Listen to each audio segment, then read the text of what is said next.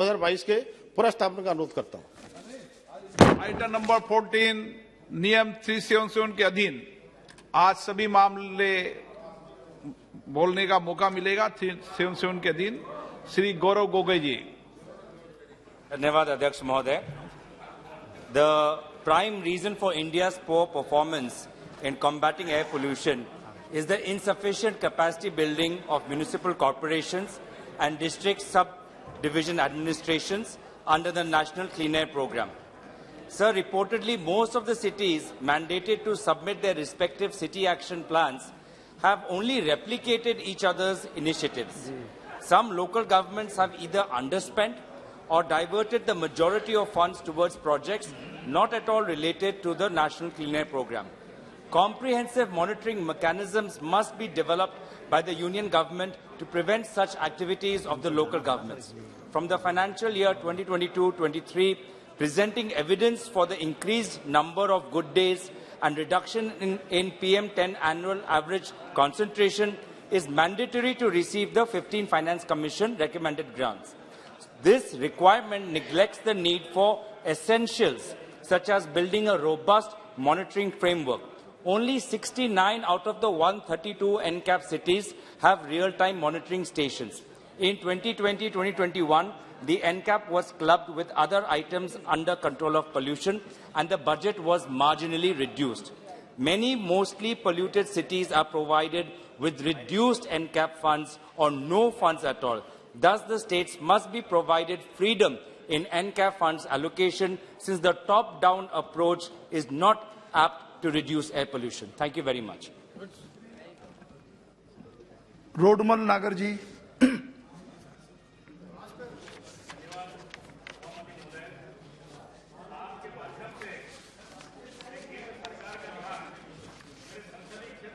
मध्य प्रदेश में महत्वपूर्ण धार्मिक स्थान मां विजयसंधाम भेसवा माता, साका श्याम जी मंदिर नरसिंहगढ़, मां बुगलामुखी मंदिर नलखेड़ा, घुरेल पशुपतिनाथ मंदिर ब्यावरा, जालपा मंदिर राजगढ़, बाग बागेश्वर महादेव चांचोड़ा, कोटरा की गुफाएं, 16 खंबे एवं प्राचीन गुफा मंदिर नरसिंहगढ़ की ओर आकर्षित करना चाहता हूं। ये स्थान केवल राजगढ़ क्षेत्र के ही नहीं अपितु देश भर के श्रद्धालुओं की लोक आस्था का केंद्र है। प्रतिवर्ष यहां लाखों की संख्या में देश के विभिन्न स्थानों से श्रद्धालु अपनी मनोकामना पूर्ति हेतु यहां आते हैं।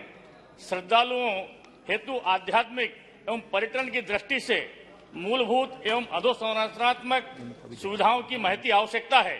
अतः मैं केंद्रीय पर्यटन मंत्री जी से आग्रह करता हूं कि लोक आस्था के इन महत्वपूर्ण आध्यात्मिक केंद्रों को और अधिक गतिमान बनाने हेतु प्रसाद योजना, तीर्थ यात्रा, कायाकल्प, आध्यात्मिक समाधान राष्ट्रीय मिशन में शामिल करने की कृपा करेंगे। धन्यवाद। श्री सौगत राय जी। सर एक मिनट जी। सौगत दा। हाँ सर सर जी जी sir I want to raise the following matter under Rule 377. I would like to draw the attention of the Union Government through this August House towards the pendency of huge amount on account of job guarantee scheme. Mahatma Gandhi National Rural Employment Guarantee Act to the state of West Bengal. The total dues to West Bengal has come to rupees 7,300 crores. These funds have been lying pending despite the submission of proper accounts along with utilization certificates by the state government for the amount received earlier under the MGNREGA Act. Sir, our Chief Minister had sent two letters dated May 12 and June 9 to the Honorable Prime Minister on this issue. Sir, a delegation of TMC MPs went and met the Rural Development Minister, Giriraj Singh, to request him to release the funds. Under the Act, payment cannot be denied for more than 15 days to MGNREGA workers, but their wages, the wages of such poor people are being stalled. It is very unfortunate that neither any funds nor any response has been received from the ministry to the state's representations yet. Sir, this is beyond the ethics of the state scheme, and livelihood of the rural people in the state is suffering extremely. Sir, I may mention that not only under this scheme, but also under the House for All scheme and other central scheme, total dues to the state government, sir, total dues to the state government amount to nearly rupees 1 lakh crores. Please read How only can that the what I have state given. proceed in this way?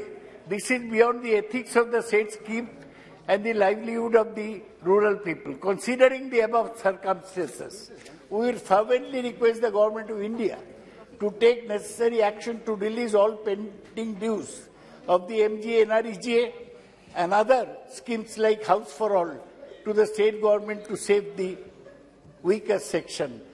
Thank you, sir. धन्यवाद सभापति महोदय जी।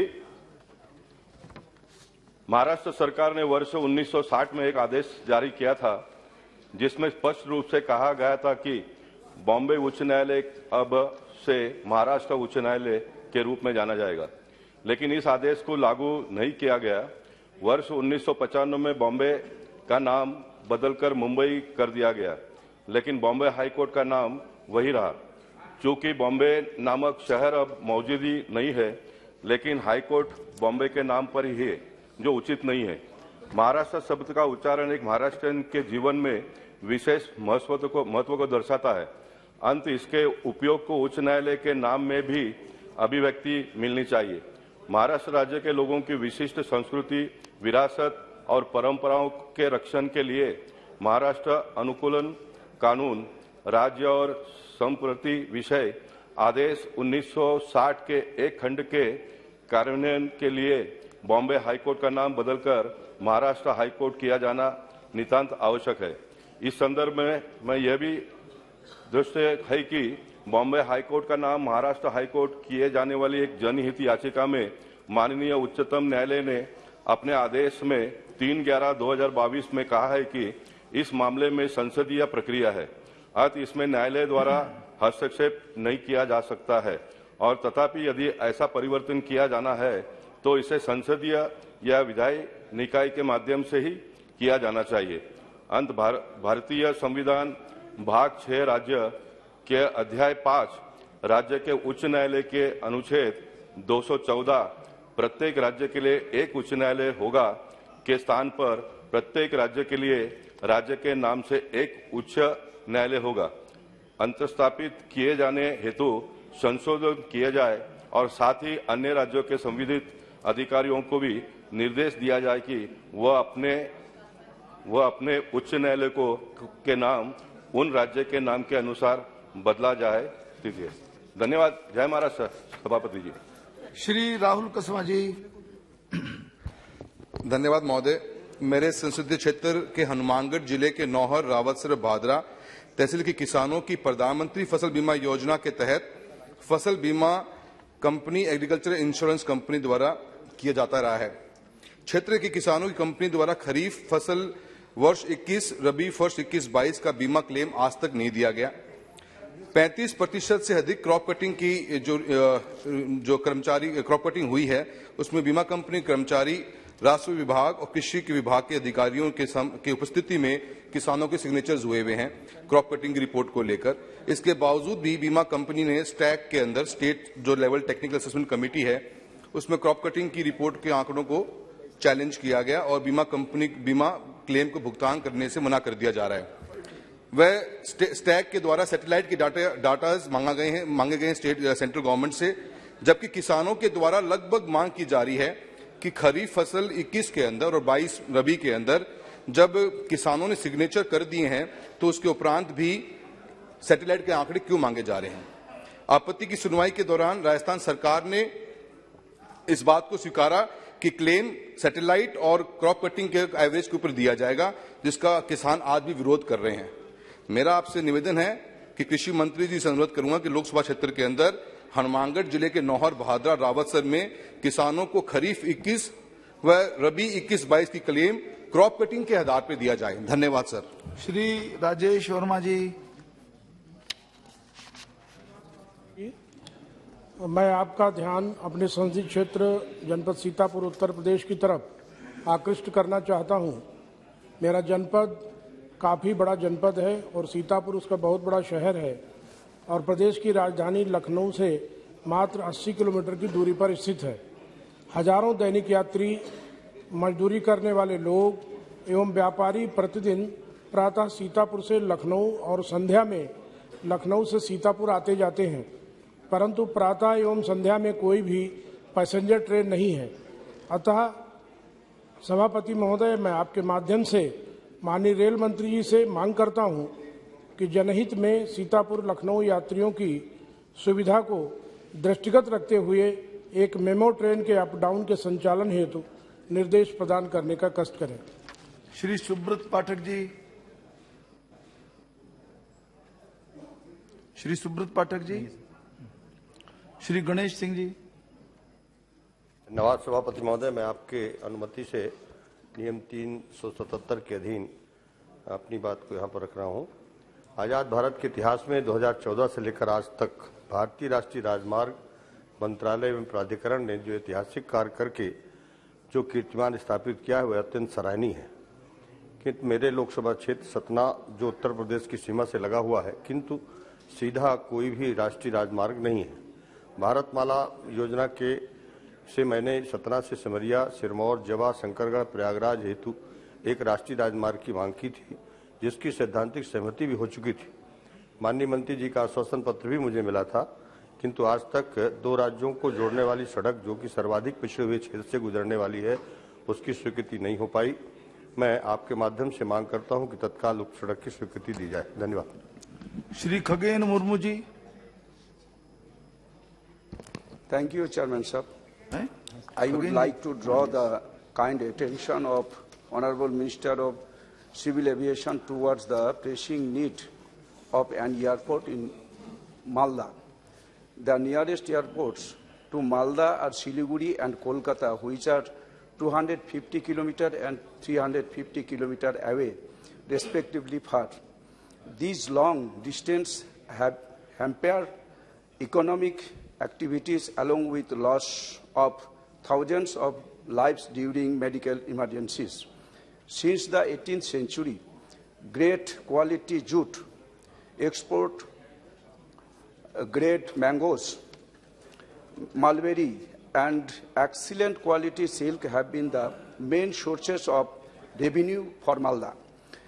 The requirement of an airport would not only facilitate the regional and international trade of these products, but also pave and path to realize the one district, one product initiative and would create an effective value chain to meet the actual demand for these products.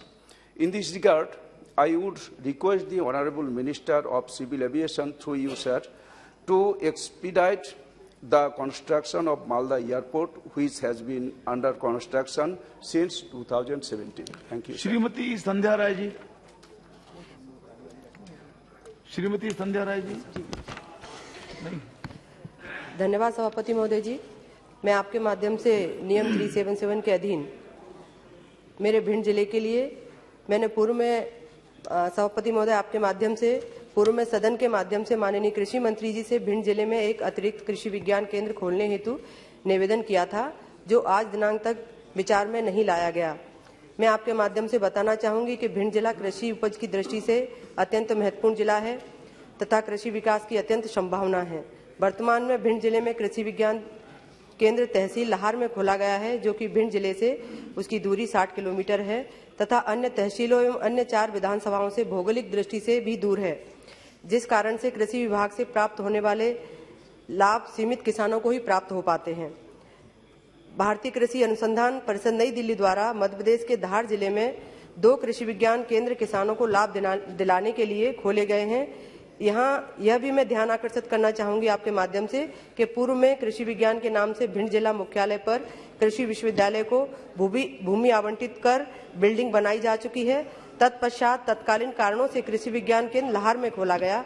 अतः ऐसी परिस्थिति में भिंड जिले में अतिरिक्त कृषि विज्ञान केंद्र खोलने की अनुमति प्रदान की जाती है तो न तो वहां पर भूमि आवंटन की दिक्कत आएगी तथा वहां पर बिल्डिंग भी बनी हुई है, शासन पर कोई अतिरिक्त भार नहीं पड़ेगा। अतः मैं आपके माध्यम से पुनः निवेदन करती हूं कि भिंड जिले में एक अतिरिक्त कृषि विज्ञान केंद्र प्रदान करें, जो कि भिंड जिले के किसानों के लिए वरदान साबित होगा तथा माननीय प्रधानमंत्री जी का संकल्प है किसानों की आय दोगुना करना, उसमें भी सार्थक सिद्ध होगा। धन्यवाद। दिया Kumari ji. Thank you, Chairperson, sir. Sir, I would like to bring to your notice that in 2015, the Archaeological Survey of India identified sites of religious and historical importance that attract very high tourist footfall under the Adarsh Smarak Yojana to implement disabled-friendly measures. These include solar wheelchairs and battery-driven carts, braille signage, tactile floors or pathways, special toilets and railings, etc. that can facilitate the entry of differently abled people at the archaeological sites. This noble initiative is a part of the Accessible India campaign, Saugamya Bharat Abhiyan, conceptualized by the Honorable Prime Minister to enable persons with disabilities to gain universal access to all archaeological sites. However, such development works in key historical marvels like the Kumbhalgarh Fort and the Ranthambore Fort is yet to take off. In this regard, through you, sir, I'd like to request the ASI to expedite the process of making these destinations more inclusive. Thank you, sir. Shrimati Sangeeta Kumari Singh ji. Sir, the Pradhan Mantri Fasal Bima Yojana was launched to provide comprehensive insurance coverage against crop loss on account of non-preventable natural risks to help in stabilizing the income of farmers. As Odisha is a natural disaster-prone state, the PMFBY is a major risk mitigation program for the farmers of the state. The premium subsidy sharing pattern is 50-50 between the central and the state governments. The state's share of the premium has been long delayed, while the centre has already released the funds. It is the state government which floats bids for the implementation of the scheme. And it is also the responsibility of the state government to make surveys of crop loss and grant compensation. केली की फसल अधिकतर मात्रा में होती है और इस वर्ष में करीब 1 लाख हेक्टेयर से ज्यादा सिंचाई क्षेत्र में केली की फसल की जा रही है। जलवायु परिवर्तन से उत्पन्न हुए प्राकृतिक आपत्तियों तथा प्रतिकूल मौसम के केली की फसल पर अनेक रोग का प्रभाव बढ़ता है, जिससे ज्यादातर सीगाटोका CMV जैसे रोग से केले की पूरी फसल खराब हो जाती है और तथा आसपास के केले की फसल भी प्रभावित होती है। इस रोग का फैलाव उस क्षेत्र में तेजी गति से होने की संभावना भी बढ़ती है। पिछले लगातार 2 वर्ष से केले की खेती करने वाले बहुत किसानों का इसमें भारी मात्रा में नुकसान हुआ है। मैं इस सदन के माध्यम से सरकार से और कृषि मंत्री जी से अनुरोध करती हूँ कि प्रधानमंत्री फसल बीमा योजना में इन रोगों का समावेश हो, जिसके कारण जिन किसानों का नुकसान इन रोगों के रोग होने से उन किसानों का नुकसान हो रहा है, जिसमें से किसानों को इस प्रधानमंत्री फसल बीमा योजना से मदद मिल सकती है। धन्यवाद। श्री तेजस्वी सूर्या जी, श्री सुमेधानंद सरस्वती जी। धन्यवाद सभापति जी।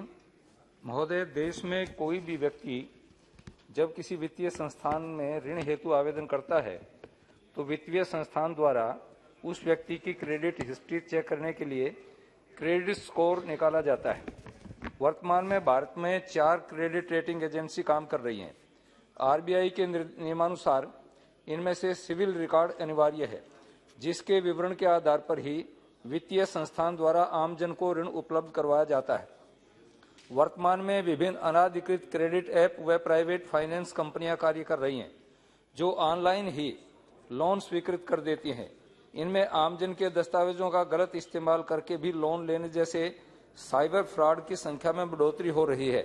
साथ ही कई बार आमजन का लोन आवेदन इस वजह से भी रिजेक्ट हो जाता है क्योंकि उसके रिकॉर्ड में ऐसा विवरण आता है जो कि उनसे संबंधित नहीं होता है। यह विवरण क्रेडिट रेटिंग एजेंसी की लापरवाही से दर्ज हो जाता है। मेरा आपके माध्यम से सरकार से निवेदन है कि ऐसे लोन देने वाली अनाधिकृत ऐप पर कार्रवाई की जाए ताकि साइबर फ्रॉड बंद हो।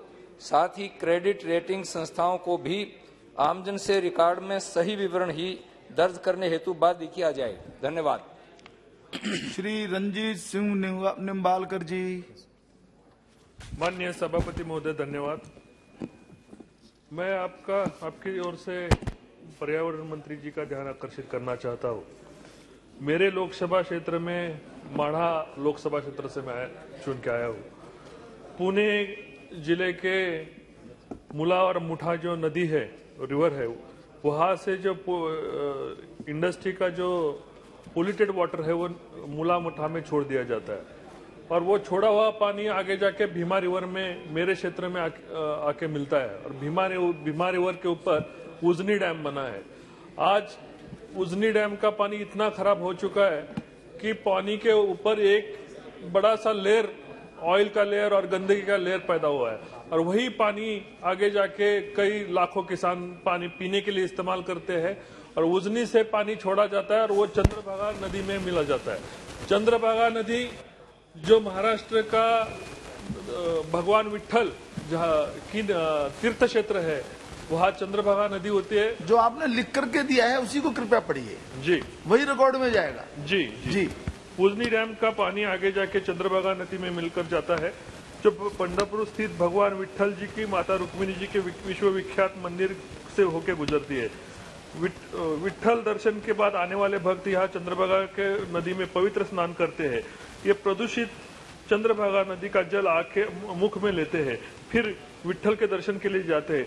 आगे जाके इस नदी हमारे लोकसभा क्षेत्र से माढ़ा से और सोलापुर जिले अन्य विभागों में पीने के लिए और सिंचाई के लिए इस्तेमाल करते हैं। महोदय, मैं नमामि चंद्रभागा परियोजना के तहत इस नदी का कायाकल्प करने के हेतु उचित कदम उठाने के लिए मैं आपसे कृपा और विनंती करता हूँ। जय हिंद, जय महाराज। श्री अर्जुन लाल मीणा जी।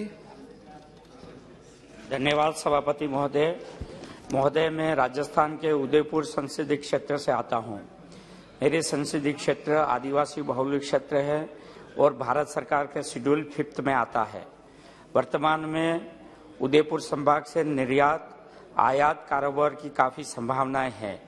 इस संभाग की प्रमुख निर्यात योग्य वस्तुएं कपड़ा, खनिज, पत्थर, संगमरमर के हल शिल्प, रत्न, आभूषण, खिलौने इत्यादि है।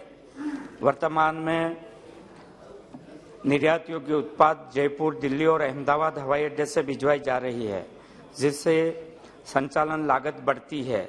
अतः मैं भारत सरकार से मांग करता हूं कि निर्यात आयात व्यापार को आसान बनाने के लिए एयर कार्गो कॉम्प्लेक्स खोलने और उदयपुर हवाई अड्डे पर कार्गो सेवा शुरू करने के लिए उदयपुर हवाई अड्डे परिसर में एयर कार्गो कॉम्प्लेक्स के लिए पर्याप्त जमीन आवंटित करने का श्रम करावे। Thank you sir. Shri Devji भाई पटेल। नहीं। Shri Brajendra Singh ji. Thank you, sir. Sir, Hisar is one of the counter-magnet areas chosen by National Capital Region Planning Board for its regional growth potential. It will also be housing an integrated manufacturing cluster soon. Despite the growing developmental activity, there is no direct railway connection from Hisar to Chandigarh, which happens to be the capital of Haryana and Punjab. This is a matter of concern not only for the people of Hisar, but for people of all of northwest Haryana, parts of Rajasthan and Punjab, for whom Hisar is important for its health facilities, educational institutions and sporting facilities. Currently, the shortest railway route from Hisar to Chandigarh takes almost 6.5 to 7 hours to cover a distance of just about 245 kilometers. This is double the time that it would take if there was a direct railway line which could possibly be laid between Barwala and Narwana or any other feasible route. Therefore, through you, sir, I urge the government to consider this request and ease the access between Hisar and Chandigarh. Thank you. Mohan Unnithan ji. Thank you very much, sir. The Life Insurance Corporation has been functioning for the last The Life Insurance Corporation has been functioning for the last 66 years in country successfully. Today, the LIC has more than 75% of the market share. It provides employment to more than 12.5 lakh people across the country. Unfortunately, the Insurance Regulatory and Development Authority of India has come up with a draft proposal that it will adversely affect the future of the LIC. The detrimental clause of the proposal aims to hit hard on the commission of the LIC agents by linking it with management expenses and reducing the maximum commission of the agents from 25% to 20%. Sir, it does not stop here. By giving rebates on policy premiums purchased directly from the insurer, it is striking down the role of agents who are key players in this sector. Sir, the LIC is spread over the length and breadth of the country, including the deepest rural pockets where no company and their agents exist. If the IRDA India's proposal comes into implementation, it would gravely harm the whole LIC sector and will demotivate the agents who will eventually be driven out of the sector. This can create a situation, mass employment in the country. Sir, I request the Ministry of Finance to look into the matter and withdraw the unjust proposal of IRDA India. Thank you very much, sir. T.N. Prathapan ji. Thank you, sir. Trichy is known as a cultural capital of Kerala for its rich cultural and engagement with arts and literature.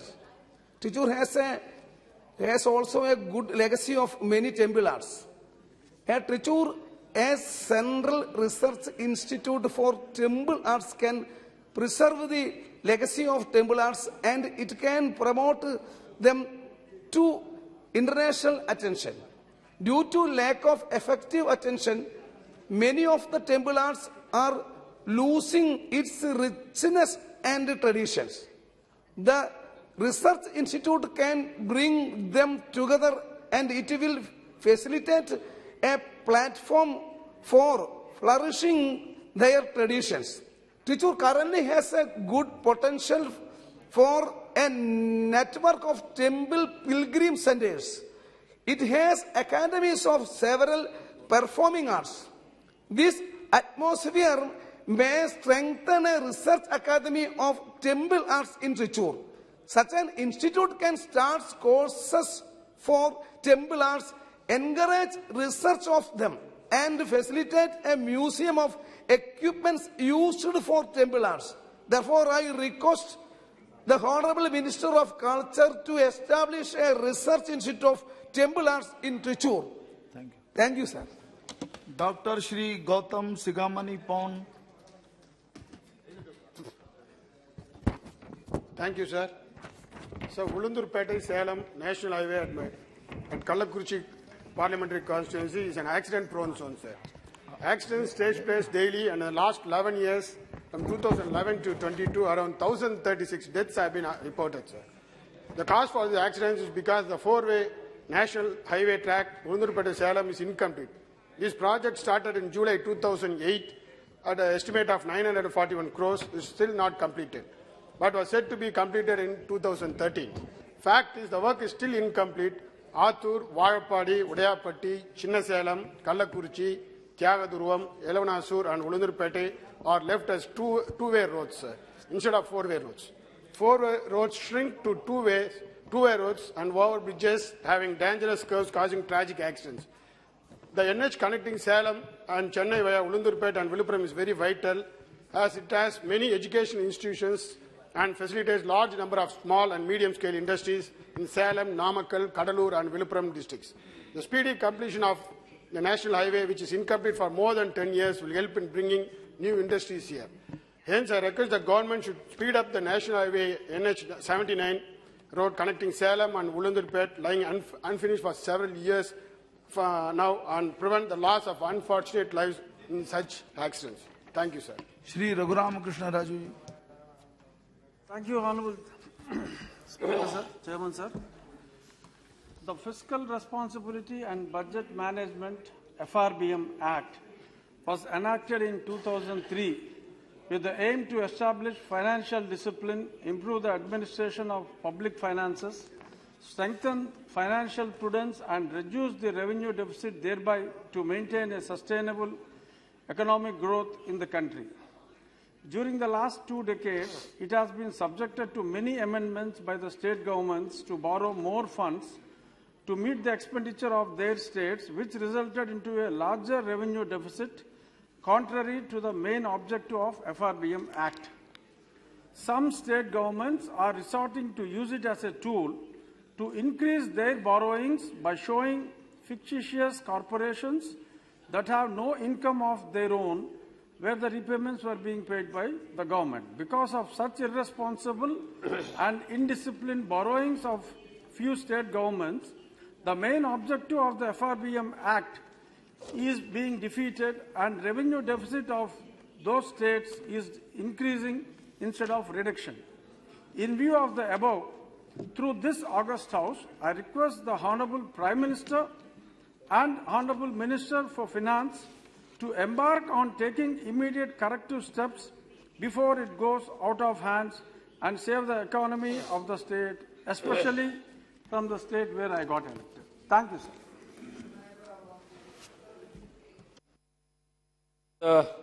सभापति महोदय, देश में मछुआरों की हालत किसी से भी छुपी नहीं है। आज के समय में मछुआरों और मछली पकड़ने के अतिरिक्त कोई व्यवसाय नहीं होने के कारण वह अपने परिवार का ठीक से भरण पोषण नहीं कर पा रहे हैं और अपने बच्चों को अच्छी शिक्षा नहीं दे पा रहे। मछुआरों की आर्थिक हालत ठीक न होने के कारण बचपन से ही अपने बच्चों को मछली पकड़ने के व्यवसाय में लगा देते हैं। आज भी देश के मछुआरों के पास पक्के मकान नहीं है, इसकी वजह से उन्हें कोलीवाड़ा में रहना पड़ रहा है तथा यह कोलीवाड़ा समुद्र के किनारे ही बने होते हैं। समुद्र के किनारे होने के कारण ये लोग कोस्टल रेगुलेशन जोन में जाते हैं। इनका परिवार बदलतर हालत में जीने को मजबूर है। मछुआरे अपनी नौकाओं को वर्षा के समय बारिश से बचाने के लिए प्लास्टिक इत्यादि चीजों का इस्तेमाल करते हैं। उचित साधन नहीं होने के कारण उनकी नौकाएं जल्दी खराब हो जाती है। इनके पास कोल्ड स्टोरेज नहीं होने के कारण इनकी पकड़ी मछली जल्दी खराब हो जाती है।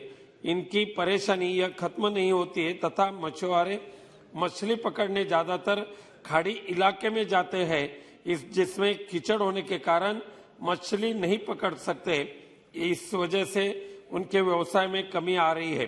अतः अध्यक्ष सभापति महोदय, मैं आपके माध्यम से माननीय मंत्री महोदय जी से मांग करता हूं कि मछुआरों के भरण पोषण के लिए समय समय पर सरकारी अनुदान दिया जाना चाहिए। केरोसिन, पेट्रोल पर भी सब्सिडी सही वक्त पे देनी चाहिए। कोल्ड स्टोरेज की उचित व्यवस्था होनी चाहिए तथा उन खाड़ी इलाकों की उचित सफाई की जाए जहां पर मछुआरे मछली पकड़ने जाते हैं तथा सरकार मछुआरों के व्यवसाय बढ़ाने और इनके बच्चों को उचित शिक्षा देने के लिए कोई उचित योजना बनाए जिससे उनकी परेशानी जल्दी से जल्द खत्म हो सकती है। धन्यवाद सभापति महोदय। Shri Mahabali Singh ji.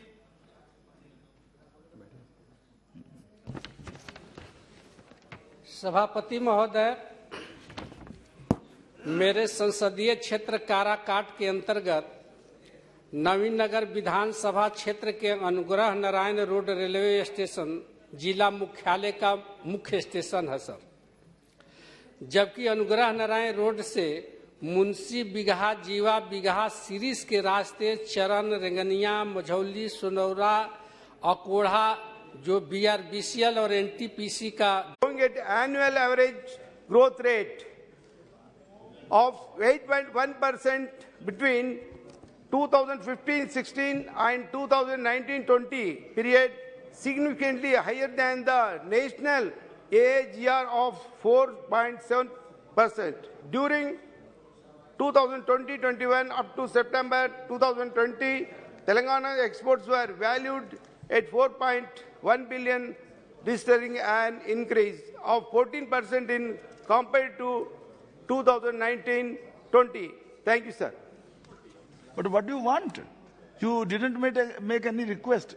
There is I will increase the export and the valuable foreign currency. Shrimati Supriya Sule.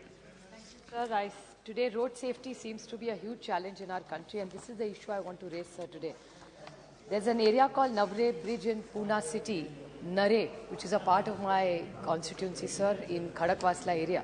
Since 2021 alone, took 17 lives. And बातचीत करते समय कृपया आवाज जरा मंदी रखें.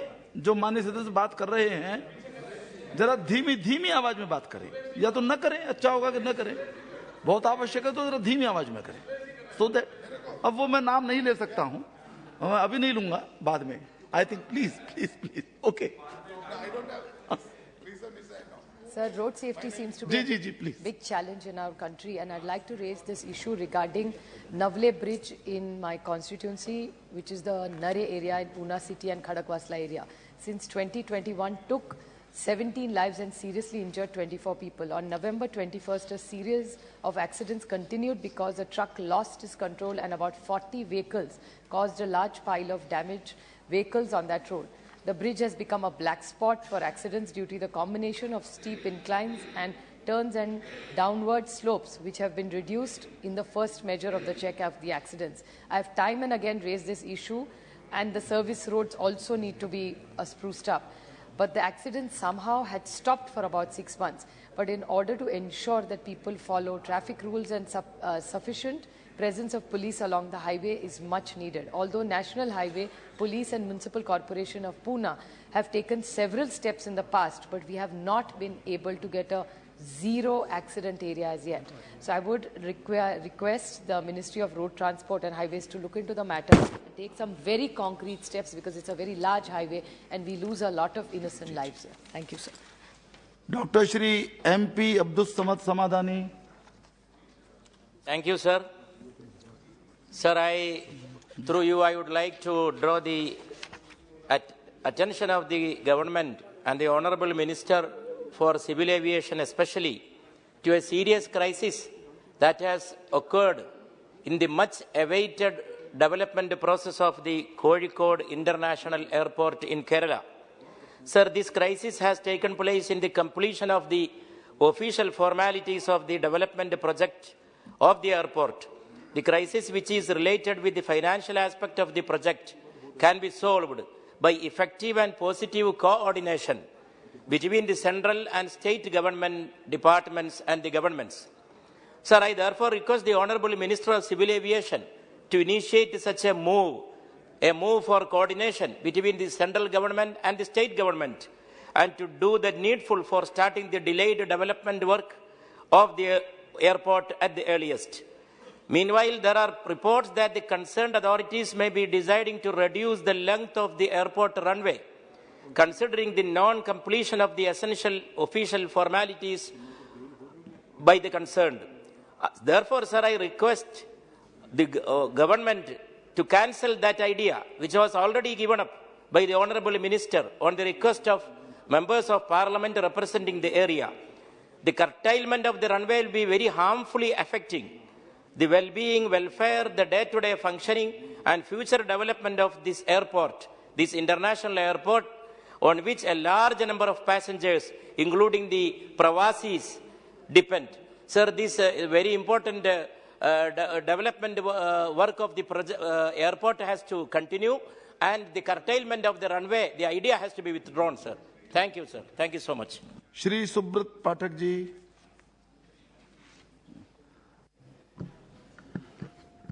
धन्यवाद अध्यक्ष जी। मैं बहुत एक गंभीर समस्या के ऊपर आपका ध्यान आकृष्ट करना चाहता हूं। आपके माध्यम से सरकार को ध्यान में कि देश में ऑटिज्म और सेरेब्रल पाल्सी के मरीजों की संख्या में वृद्धि हो रही है।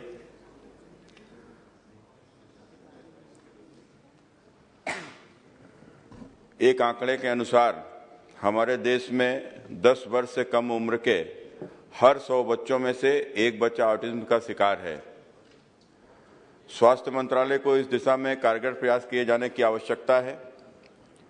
यहाँ यह उल्लेख करना महत्वपूर्ण है कि अब तक ऑटिज्म और सेरेब्रल पाल्सी की CGHS की सूचीबद्ध बीमारियों के पैनल में शामिल नहीं किया गया है, जिससे सरकारी क्षेत्र के कर्मियों को अपने ऊपर ही निर्भर रहकर इलाज कराना पड़ता है और लोगों को इलाज कराने में बड़ी मुश्किलों का सामना करना पड़ता है। कई तो ऐसे लोग हैं कि जिनके पास में इलाज के लिए कभी कभी उनको अपना खेत तक गिरवी रखना पड़ता है, खेत बेचना पड़ता है, कर्जा लेना पड़ता है। ऐसी तमाम सारी समस्याओं से उनको जूझना पड़ता है। इसलिए इस इलाज में मरीजों की थेरेपी का भी बहुत बड़ा योगदान होता है। इससे संबंधित थेरेपी को भी CGHS के अंतर्गत लाने का प्रावधान किए जाने की आवश्यकता है। इसके अलावा हमारे देश के कुछ संस्थानों में ऑटिज्म पीड़ित बच्चों का स्टेम सेल थेरेपी के माध्यम से आधुनिकतम तरीके से इलाज हो रहा है, लेकिन इस इलाज में भी अधिक खर्च होता है, जिसे वहन करना सभी माता पिता अभिभावक के लिए आसान नहीं होता है। हमारे क्षेत्र में मेरी जानकारी में कई ऐसे लोग हैं कि जो इसको लेकर उनको या तो प्रॉपर जानकारी नहीं सही से मिल पाती है और उसके बाद में वो जाते भी हैं तो कई बार भटकते रहते हैं, और चूंकि ये इलाज सभी जगह उपलब्ध नहीं है तो इसलिए भी बड़ी समस्या होती है। तो इसलिए खर्चे का भी उनको अधिक खर्चा करना पड़ता है। इसलिए इस बीमारी को अविलंब CGHS की सूचीबद्ध बीमारियों के पैनल में शामिल किए जाने की आवश्यकता है, ताकि लाभार्थियों को ऑटिज्म पीड़ित अपने बच्चों को इलाज कराने की अनुमति मिल सके। कई जगह से मेरी सूचना में भी ये आया है कि कई जगह से इनको लौटा दिया गया है, तो इनको लौटाया ना जाए और सभी जगह के ऊपर इसकी व्यवस्था हो। इसके अलावा आपके माध्यम से मेरा यह भी अनुरोध है कि ऑटिज्म और सेरेब्रल पाल्सी को CGHS के साथ साथ अनिवार्य रूप से निजी चिकित्सा बीमा योजना में भी शामिल किया जाए, जिससे देश के लाखों लोगों को इसका लाभ मिल सके, क्योंकि लाखों लोग इससे पीड़ित हैं। इसलिए अध्यक्ष जी, इस ओर विशेष ध्यान दिया जाए, यही आग्रह करूंगा। धन्यवाद। हमारे श्री तेजस्वी सूर्या जी नहीं है, देवजी भाई नहीं है। अभी माननीय विदेश मंत्री जी का राज्यसभा में वक्तव्य चल रहा है, कुछ समय उनको लग सकता है, तब तक हमारे कुछ माननीय सदस्य शून्य प्रहर में रहने बोलने से वंचित रह गए थे, उनको कुछ अवसर देते हैं। Shri N.K. Premachandran ji. Thank you very much, Chairman sir. I would like to raise a very serious matter of urgent concern, in which the involvement of the Ministry of Labour is required. That is regarding the Employees Pension Scheme 1995. Honourable Chairman, it may kindly see, on 4th November 2022, the Honourable Supreme Court has delivered a judgment in respect of Employees Pension Scheme 1995 regarding the higher pension on the basis of actual salary. The matter was heard by various High Courts of India, Kerala High Court, Rajasthan High Court, Delhi High Court, and delivered their judgments.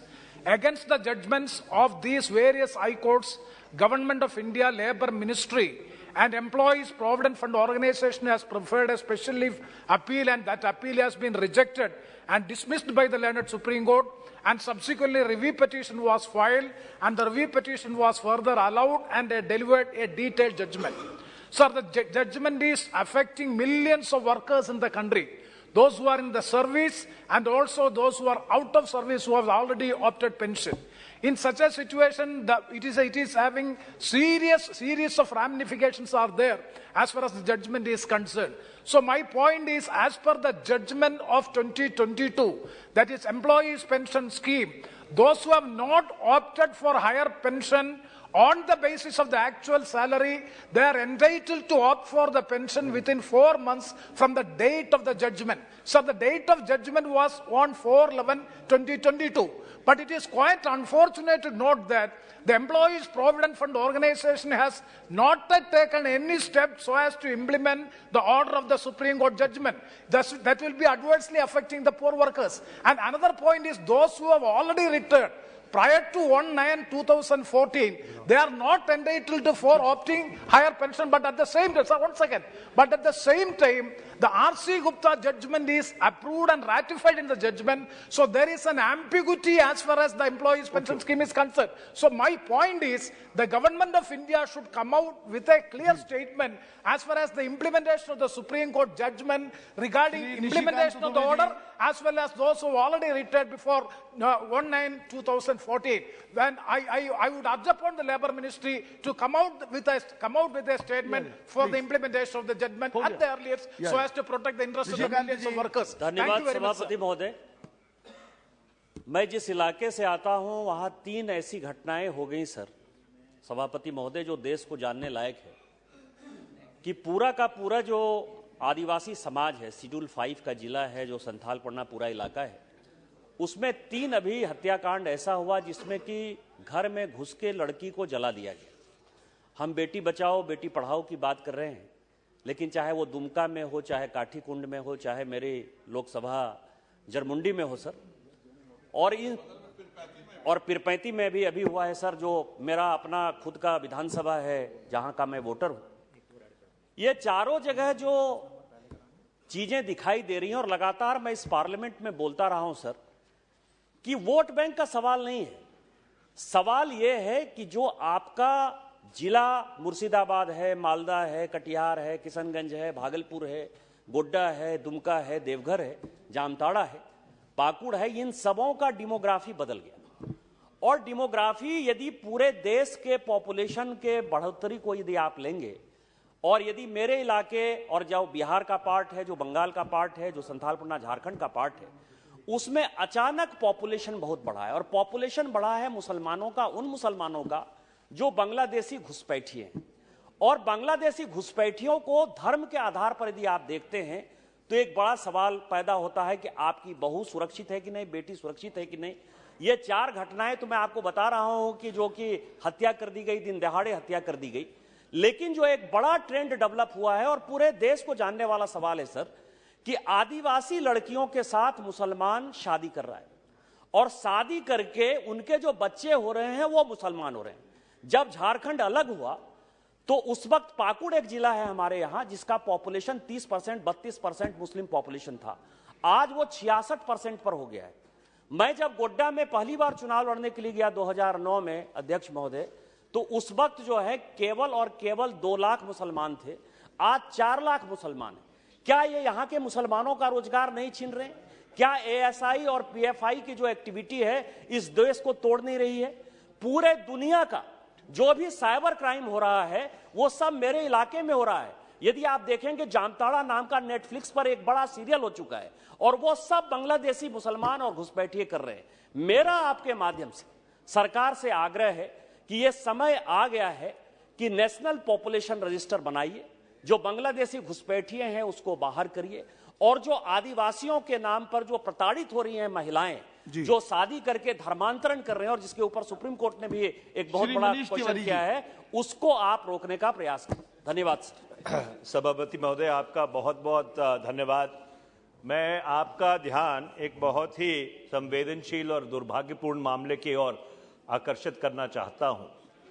गत 30 अगस्त 2002 से सभापति महोदय, हमारे नौसेना के 8 जो सेवानिवृत्त अधिकारी हैं, उनको कतर में, दोहा में सॉलिटरी कन्फाइनमेंट में रखा गया है, और उनके खिलाफ क्या आरोप है, ना उनको वो आरोप बताए गए हैं, ना उनके परिवारों को वो आरोप बताए गए हैं। और 90 दिन सॉलिटरी कन्फाइनमेंट में रखने के बाद जब उनको 1 दिसंबर 2002 को एक अदालत के सामने पेश किया गया, उनकी सॉलिटरी कन्फाइनमेंट की अवधि फिर 30 दिन के लिए बढ़ा दी गई। मैं सभापति महोदय आपके माध्यम से अनुरोध करना चाहता हूं, विदेश मंत्री भी अभी आएंगे अपने बिल को सदन के पटल पर रखने के लिए, कि ये बहुत ही गंभीर मामला है। हमने 4 दिसंबर 2002 को नेवी डे मनाया है और ऐसी परिस्थिति में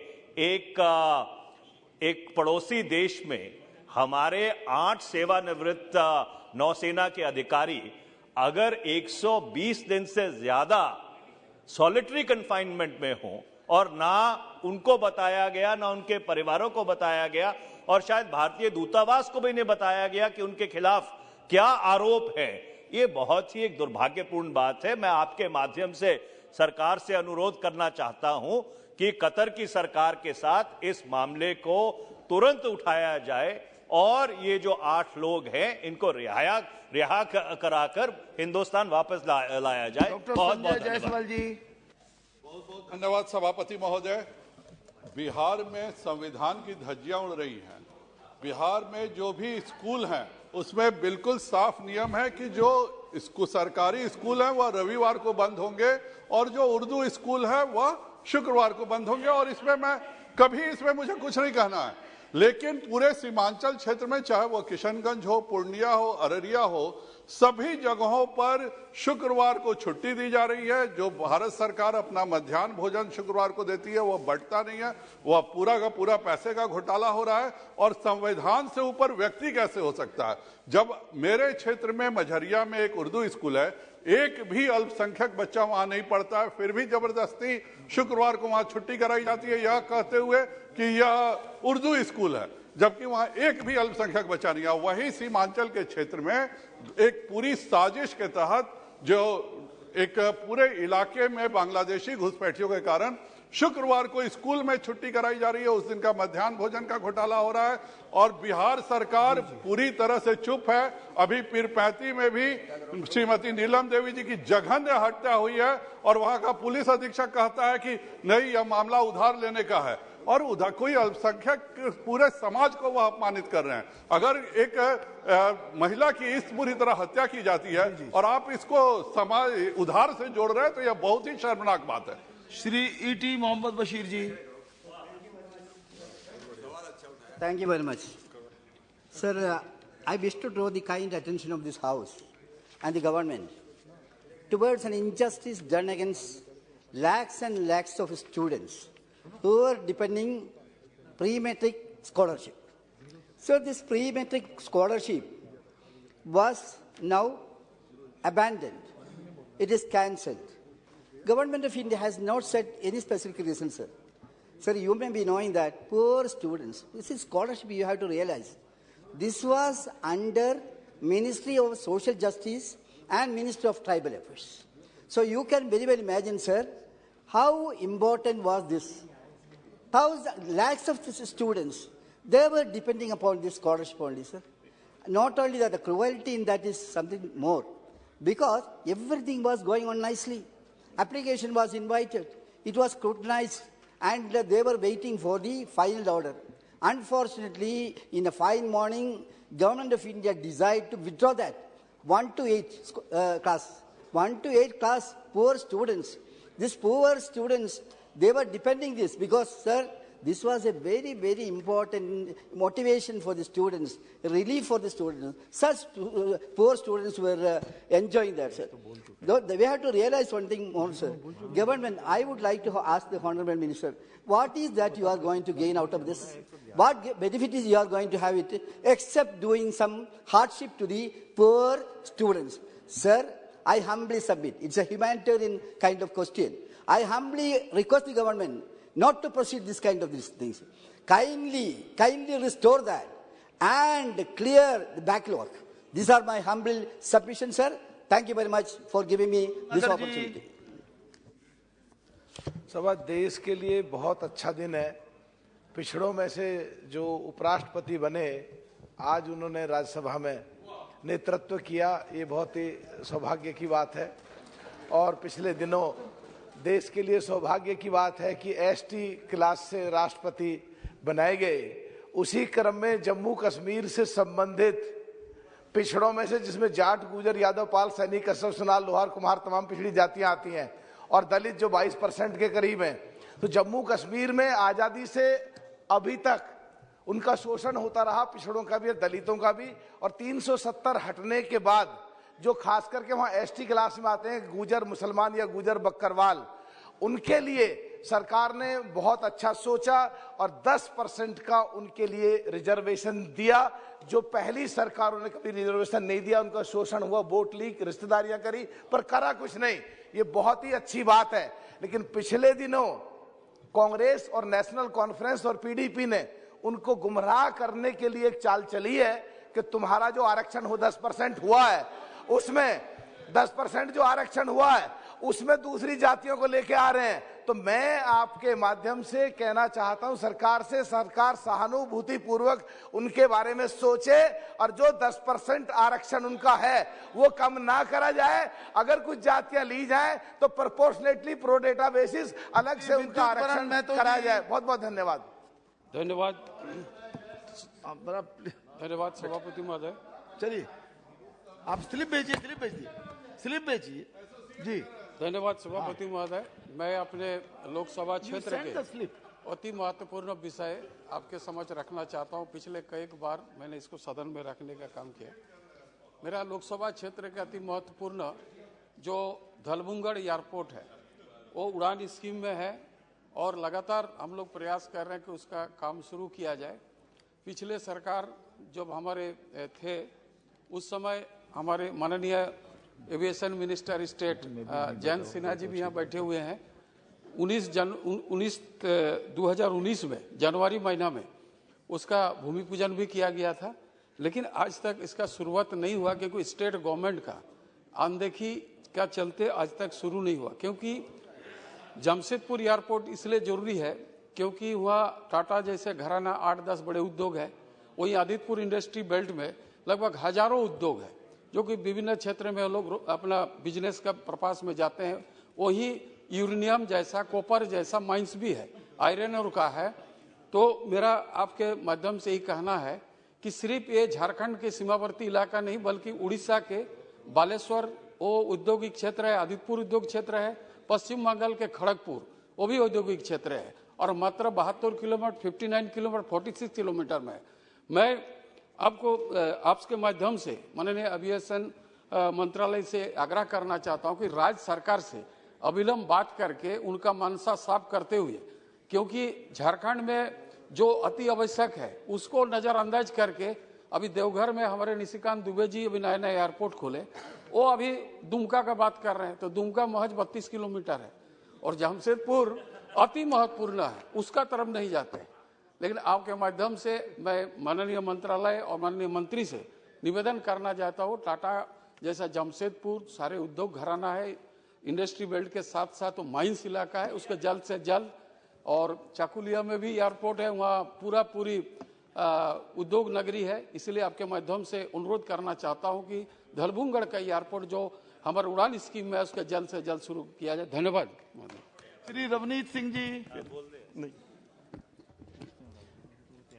चेयरमैन साहब थैंक यू। तो आप बहुत अच्छी तरह से जानते हैं पंजाब में हमारे बहुत ही मशहूर नामवर सिंगर सिद्धू मूसेवाला बहुत बुरी तरह उन्हें एक बहुत बड़ी गैंग वॉर में पंजाब में मार दिया गया और कुछ ही दिन पहले राजस्थान में बहुत बड़ा शूट आउट हुआ है। सर एक पंजाब गैंगलैंड बन के रह गया है, वहां पे सरकार रोज आना, वहां पे कत्ल हो रहे हैं और दोबारा पुराना माहौल जैसे था पंजाब में टेररिज्म वाला माहौल लाया जा रहा है।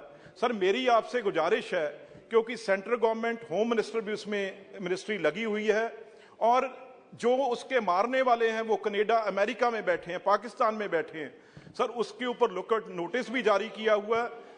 क्योंकि पंजाब सरकार, पंजाब पुलिस बहुत अच्छी है लेकिन सरकार वहां की बिल्कुल फेल हो चुकी है। सेंट्रल गवर्नमेंट को अपने हाथ में ये लेके, क्योंकि वो बहुत बाहर के देश वहां से वो ये काम कर रहे हैं, क्योंकि उनके मां बाप रोज तड़फ रहे हैं सर।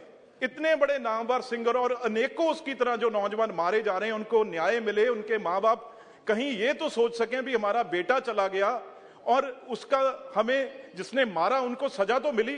तो इसलिए सर सेंट्रल गवर्नमेंट को आपके माध्यम से मैं गुजारिश करता हूं, ये पंजाब में कत्लेआम बंद हो और दोबारा जो टेररिज्म वाले हालात बने हैं वो उनको ढूंढ के यहाँ पे सजा दिलवाई जाए, जिससे सिद्धू मूसेवाले जैसे परिवारों को आराम आ सके। फसल बीमा योजना, ये जो केंद्र सरकार किसानों के लिए जो योजना लाई है सर, इसमें आपने अगर किसानों से डायरेक्टली हम जब बात करते हैं तो मेजॉरिटी प्रॉब्लम्स ही उसमें आती हैं। एक तो 72 आवर्स में जाके आपके नुकसान जहां पर हुआ उसकी फोटो क्लिक करके आप पहले कंपनियों को भेजिए, जहां इंटरनेट चलता है, हमको कनेक्शन मिलता है, वहां से तो फोटो भेज दिए जाते हैं। पर आप एक जगह बोलते हैं घरकुल इसलिए कैंसिल किया जाता है क्योंकि इनके पास एंड्रॉइड फोन है, और किसान अगर एंड्रॉइड फोन स्मार्ट फोन चलाता है और उसके बाद भी अगर कनेक्शन नहीं मिलता है तो 72 घंटे में जाकर वो अपनी फसल की फोटो नहीं भेज पाता है, कंपनियों को नहीं पहुंच पाता है। फसल बीमा में सर 1 मिनट बहुत इंपॉर्टेंट है क्योंकि किसानों का मुद्दा है और जहां हमारी सरकार उन्हें बहुत मदद करना चाहती है, इसलिए ये योजना का लाभ डायरेक्टली उनको पहुंचना चाहिए, पर उसमें इतनी त्रुटियां हैं कि उसे सॉल्व करना बहुत जरूरी है। डायरेक्टली वो बेनिफिट कंपनियों को हो रहा है, किसानों को नहीं हो रहा है सर। किसान अगर 50,000 भरते हैं, लाख रुपया भरते हैं, 1.5 लाख रुपया भरते हैं, उसके रिटर्न में 0 पैसे उन्हें मिले जा रहे हैं। तो इसके लिए इस पे डिस्कशन करके इसकी त्रुटियां निकालना बहुत जरूरी है। हमारे कृषि मंत्री जी भी यहाँ पर बैठे हैं, मैं विनंती करूंगी सर, जहां पर हम सभी को फायदा पहुंचाने की बात करें, किसानों को इसमें लाभ नहीं हो रहा है, सीधा उनका नुकसान हो रहा है। पैसे देने के बाद कंपनियों को डबल मुनाफा होता है और हम हमारे किसानों को 0 से हम रह जाते हैं। तो आपसे विनंती करूंगी किसानों को इसके ऊपर कुछ ना। बहुत शुक्रिया जनाब, एक बड़ा ही अर्जेंट मसला उठाने के लिए। जनाब आजकल कश्मीर में सब 0 टेम्परेचर है, 0 से नीचे पारा गया था, तो आज ही वहाँ पर जो फराहमी है बिजली की वो सबसे कम है और ये अनप्रेसिडेंटेड है इस साल। और अनरेगुलेटेड जो पावर कट्स हैं, जो शटडाउन से स्ट्रीम लाइन कर ये तवक्को की जाती थी कि पावर स्ट्रीम किया जाए और उसकी जो सप्लाई है वो ज़्यादा बेहतर बनाई जाए। उसके मुकाबले में जनाब इस साल तो हालत और भी बदअबतर हो गई है।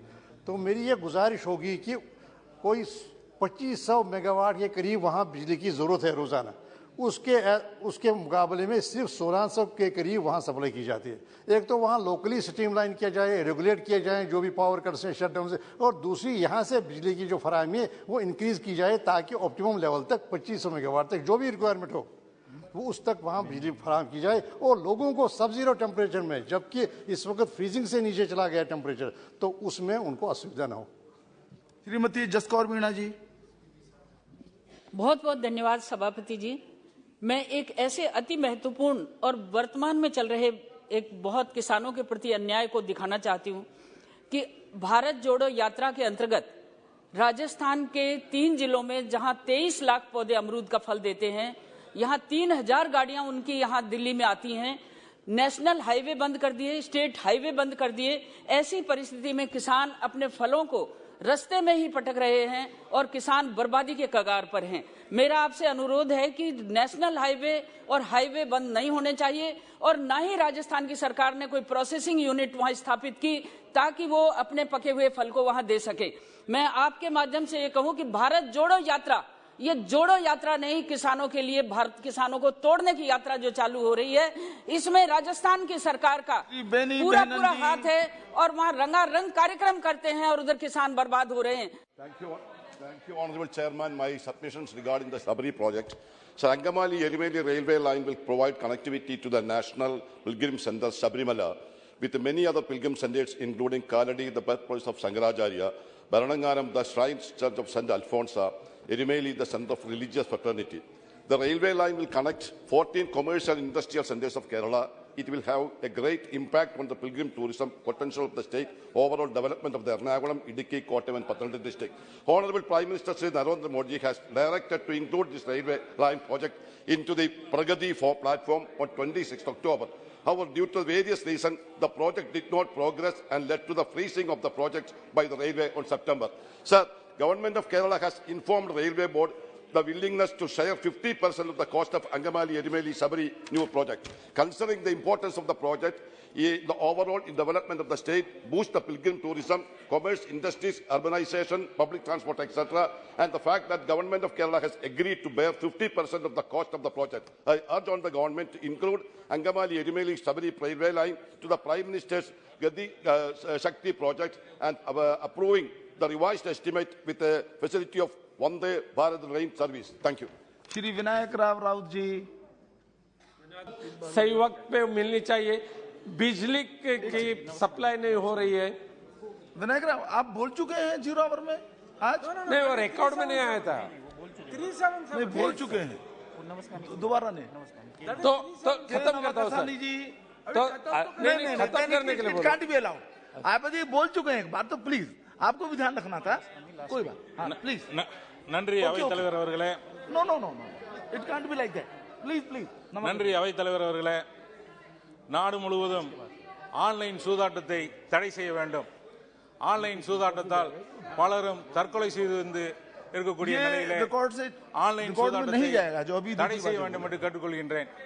தமிழகத்திலே ஆன்லைன் சூதாட்டத்தை தடை செய்வதற்கு மக்கள் பிரதிநிதிகள் சட்டமன்றத்திலே சட்டம் இயற்றி தீர்மானம் நிறைவேற்றி ஆளுநருடைய ஒப்புதலுக்கு அனுப்பி ஆளுநர் அதற்கு ஒப்புதல் அளிக்காமல் இன்னும் அந்த தற்கொலை உயிரிழப்பு அதிகரித்துக் கொண்டிருக்கின்றது.